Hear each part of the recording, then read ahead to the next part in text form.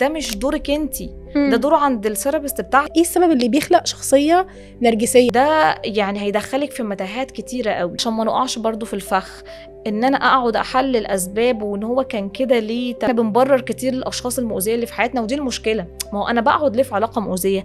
انا دايما ببرر له. مش دورك انتي، ده دوره عند الثيرابيست بتاعك، دوره عند ان هو يحل مشاكله. حاجه اسمها نرجسيه فطريه، يعني في قدر من نرجسيه في طفولتنا ونوع من انواع النمو لازم نمر بيها.